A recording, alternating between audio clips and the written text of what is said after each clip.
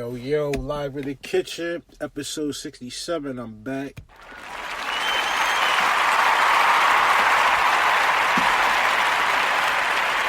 Before I get this show started, I want to give a special shout out to Jamie Scavaldez of Leroy, Wyoming for donating $10 to the show. Appreciate it. Keep on listening, bro, too. Also, let me get into it. Shout out to my sponsors. Shout out to 48 Hour Records. Shout out to Girls and Pistols Production, Hartford, Connecticut.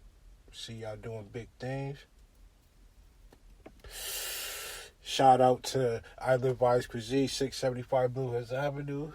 Go check out the menu. Go check out the food. Won't be disappointed. Also, check out The Good Chef on IG. Check out his IG TV coming out soon.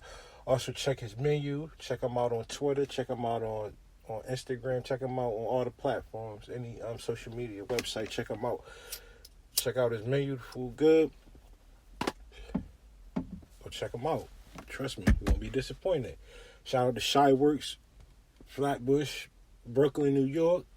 Go check her out. Go check out her clothing line and her accessories. Dope shit. Go check her Instagram page, Shy Works, Unravels. Go check out the stuff. She got dope stuff on there. Trust me. Y'all be impressed with her. And shout out to the Tobacco Shack as well. Was it Connecticut or was it at? Go check out their bar and lounge. You won't be disappointed as well. Go check them out. And today, I'm going to get into it.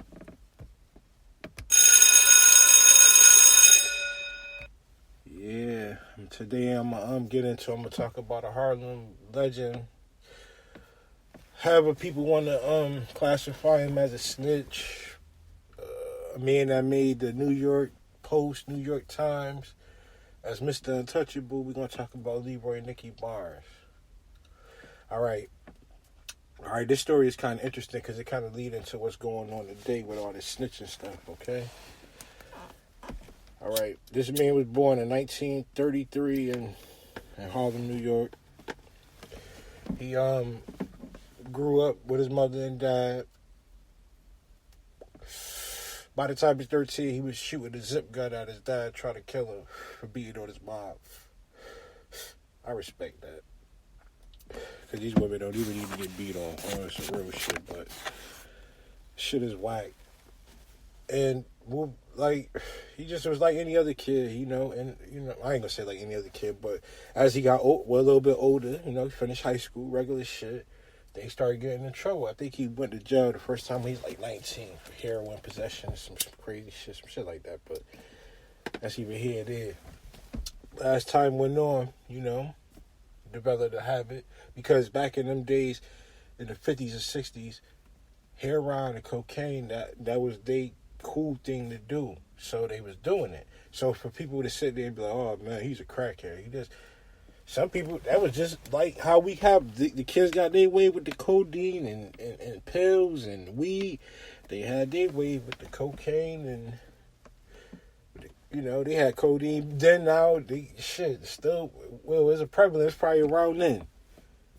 Let's be real. But he was on whatever, cocaine, heroin. They had PCP back then. They was on that. Moving on, he started to try to make some money, but then he got busted again in I think 64, 65, and they gave him 20 years, but then he ended up meeting a mob dude, one of them Italians, and then he went on a 10-year, he went on an 11-year run. He kept getting arrested here and there, but he went on a run from probably 60-something, probably to 70, 77, 78. He went on the form. No, let me back it up a little bit. All right, so when he originally, he met this Italian guy. He was a part of the Genovese crime family, Matthew Madonna. He was a big time mob figure in New York. Rest in peace to the man. He the one who started, feeding him books, reading him up, building him up in jail, building him up, getting him ready to get out, helping him get his appeal, got him a lawyer, And as a black man, not to be funny, you couldn't even see the ploy coming because, everybody say white people against. Nah, it's not even like that sometimes. That's not even the case. He built him up, got him back out in the street to make him somebody. Boom. Don't get me wrong. Brother took advantage of it. But we're going to get to the part where he fucked up at. Now, with that being said, he's getting built up. He finally got out. Boom, he got out. And Nicky met his wife. Started building, had some kids. Regular shit that all hustlers do. And niggas that's in the streets. We all got a female. Whatever. We dibble and dabble and have other extracurricular chicks too. It be like that. And it's been going on for years, so I it is what it is. When you got money, I guess you feel like you're entitled to do whatever you want to do. Especially with the money he was dealing with. Alright, so bam, as time went on, he started meeting brothers. He met a brother named Ishmael. He met a brother named Gaps. He met another brother named Wally. He met Guy Fisher. He was a big time figure out of the Bronx. He in the federal prison. He been in jail since '83. Feel me? But anybody that know about him, he a real man, stand up guy. Salute him.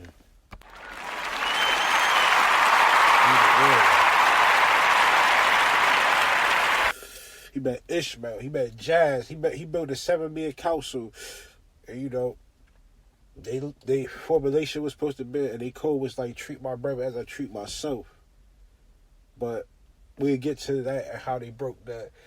They're supposed to not mess with nobody. Women in the crew still talk bad. They're supposed to be moving on a Islamic 5% type of movement, but they was getting money in the streets, doing what they was doing. Boom.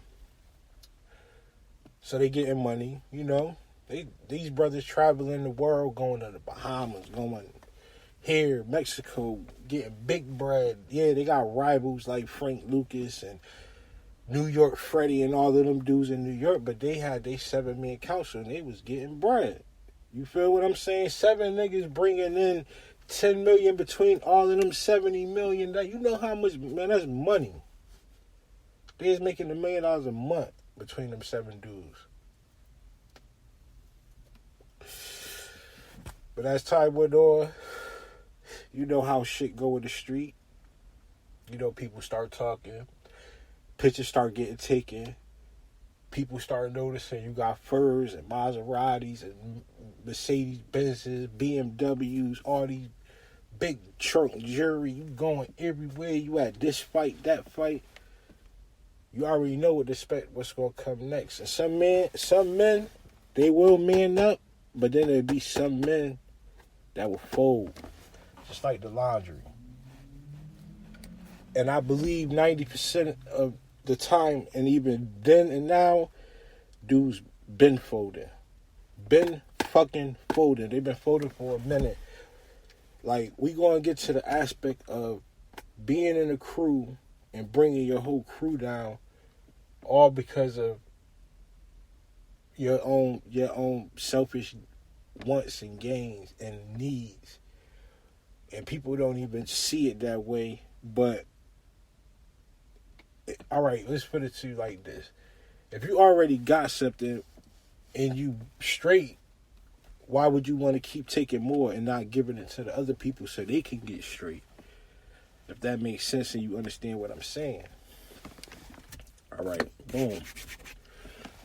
All right, so time kept going on. Now, let's pick it back up. Nicky Barnes started catching more cases. Boom, he got caught a case. They said he tried to bribe some cops. He ended up getting off on a whatever. Boom, then Guy Fisher, they said he tried to do the same thing, bribe a cop with $100,000, whatever. They don't even know how much money it was, but the police took the shit. You know how we go. So these brothers was on trial for that, for these, trying to bribe the cop, drug cases, murder case. He getting off. So now he was the first Mr. Before John Gotti was called the Teflon Don, Mr. Untouchable, it was Nicky Barnes, but he was black. And people won't forget that shit was publicized because his case was just as big as John Gotti's. And not to even compare the two, because John Gotti stood on his two and didn't tell on nobody, unlike Nicky Barnes, but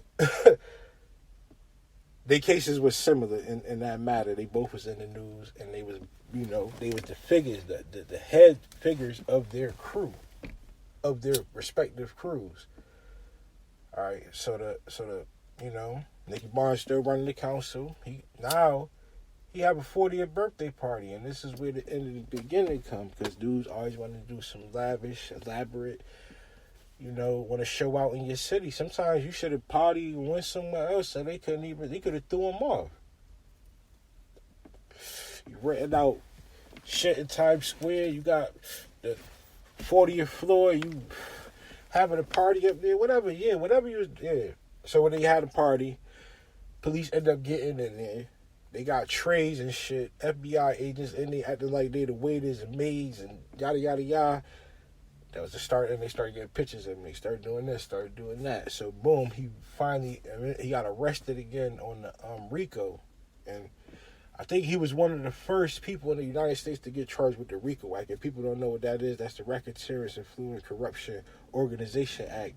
That shit carries a mandatory 25 to life under the federal law.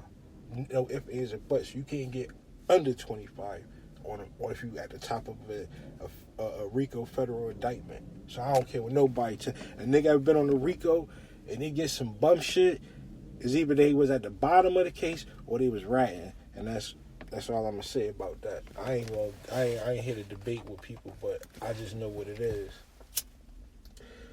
I just know exactly what it is, because I look at the law enough and I see shit. And I done seen people that was in jail for that same shit. So I understand and know what it is. Anyways,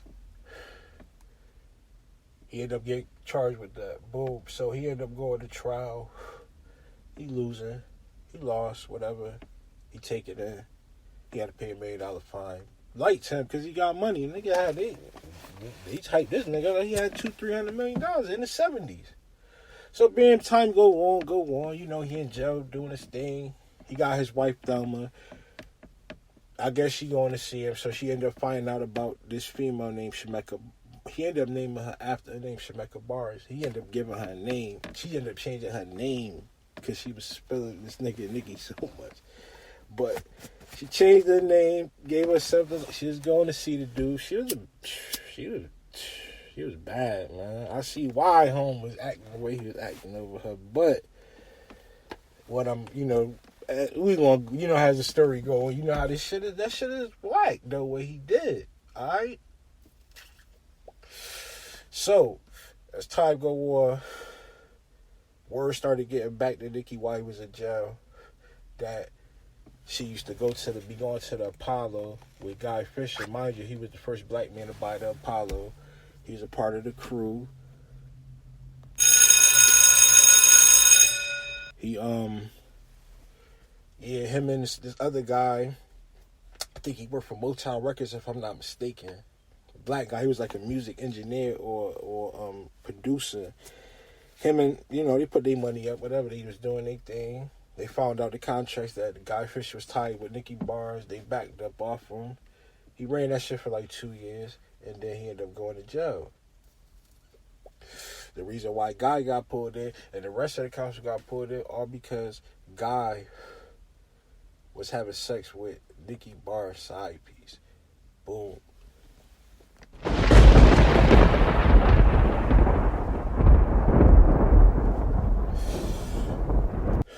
How whack is that now? How whack? Y'all. Now, to grasp the story, this is how weak a nigga's a sucker for love. You a sucker for love because you let a female break up your money. You could have probably been appealing your shit. Could have been done got your guapa because laws was changing by then in the 80s and shit. You could have brought your shit back down because you ain't get hit with a bunch of